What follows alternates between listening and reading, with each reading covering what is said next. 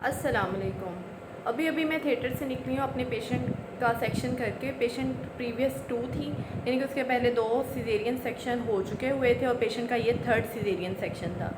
अब मेरे इस पेशेंट का 2 मसले मसाइल थे। एक तो पेशेंट ओवर वेट था, पेशेंट का वेट 98 केजी था, और दूसरा जो मसला था वो पेशेंट हाइपरटेंसिव भी था। लेकिन अल्हम्दुलिल्लाह ऑपरेशन तो खैर खैरियत से हो गया है। अब ये जो 20 पेशेंट होते हैं, इनमें जो वूंड की इन्फेक्शन होती है उसका रिस्क बहुत ज़्यादा होता है। तो इस रिस्क को जो अवॉइड कर सकते हैं हम, इसमें सबसे बड़ा जो वूंड इन्फेक्शन का जो कॉज होता है, जो बैक्टीरिया का सोर्स होता है ना, वो होता है पेशेंट खुद। यानी कि पेशेंट की अपनी हाइजीन बहुत अच्छी होनी चाहिए। ऑपरेशन से पहले जो पेशेंट के अंदर इन्फेक्शंस चल रही हैं, कोई यूटीआई चल रहा है या किसी भी तरह की कोई सोर थ्रॉट, कोई किसी भी तरह की इन्फेक्शन अगर चल रही है, तो उसको हमने पहले से ट्रीट कर लेना है। और जो पेशेंट जब भी ऑपरेशन के लिए हम एडमिट करें, तो पेशेंट का जो प्यूबिक एरिया है वो प्रॉपर्ली शेव हुआ हो, क्योंकि at the time of surgery जब हम शेव करते हैं तो उससे इन्फेक्शन के चांसेस मज़ीद बढ़ जाते हैं। अच्छा, ये तो पेशेंट है। और उसके बाद थिएटर की जो स्टरलाइजेशन है वो भी बहुत इंपॉर्टेंट है।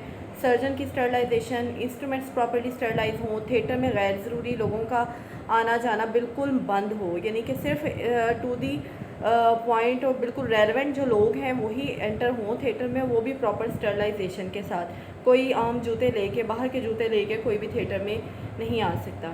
और जब एक दफ़ा ऑपरेशन हो जाता है तो ओबीस पेशेंट को हमने अर्ली मोबिलाइज़ करना है, और उसकी जो है वो हाइड्रेशन वो भी हमने अर्ली स्टार्ट करनी है। यानी कि पेशेंट का बहुत लंबा हमने एनपीओ नहीं रखना। पेशेंट को हमने पानी के जो सिप्स हैं वो हमने जल्दी अलाउ कर देने हैं, और पेशेंट को ऐसे ही हमने जल्दी मोबिलाइज़ भी कर देना है कि पेशेंट अपनी टांगें और अपने जो बाजू हैं वो जल्दी हिलाने शुरू कर दे। इसकी वजह ये होती है कि ये जो 20 पेशेंट होते हैं ना, इनका खून जो होता है वो गाढ़ा होता है, तो इनके जो ब्लड को हमने ब्लड में क्लॉट जमने का बहुत ज़्यादा ख़तरा होता है, इसलिए हमने इनको अर्ली मोबिलाइज़ करना है। और जो बहुत ही ज़्यादा ओवर वेट होते हैं पेशेंट, और उनमें कोई और भी रिस्क फैक्टर्स होते हैं, तो उनको हम खून पतला करने के इंजेक्शंस भी देते हैं। और ये जो ओबीस पेशेंट होते हैं, अब इनको हमने एब्डोमिनल बेल्ट का एडवाइस करना है कि ये पेट पे अपने बेल्ट बांध के रखें, ताकि क्योंकि इनका पेट ढलका हुआ होता है, और क्योंकि एकदम से वेट भी जो है वो कम हुआ होता है, यूट्रस का साइज़ जो है वो श्रिंक हुआ होता है, तो हमने इनको जो है वो एडवाइस करनी है कि ये बेल्ट यूज़ करें। सिर्फ खाते पीते वक्त या सोते वक्त अपनी ये बेल्ट उतार दें, लेकिन दिन के ज़्यादातर हिस्से में ये बेल्ट यूज़ करके रखें। इससे इनको ऑपरेशन के बाद अपना वेट कंट्रोल करने में भी बहुत हेल्प मिलेगी, और दूसरा इनका जो वूंड है वो भी ठीक रहेगा।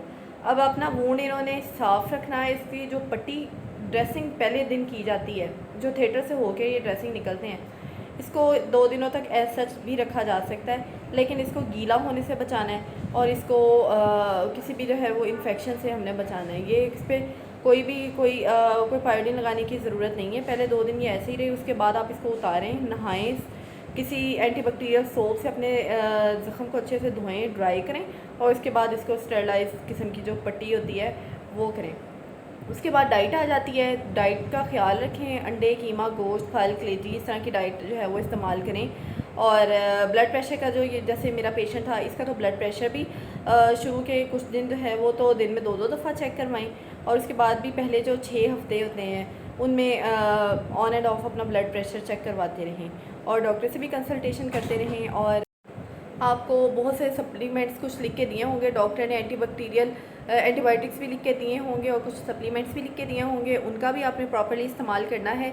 और बस अपने ज़ख़म का ख्याल रखना है, इसको हर तरह की इन्फेक्शन से बचाना है।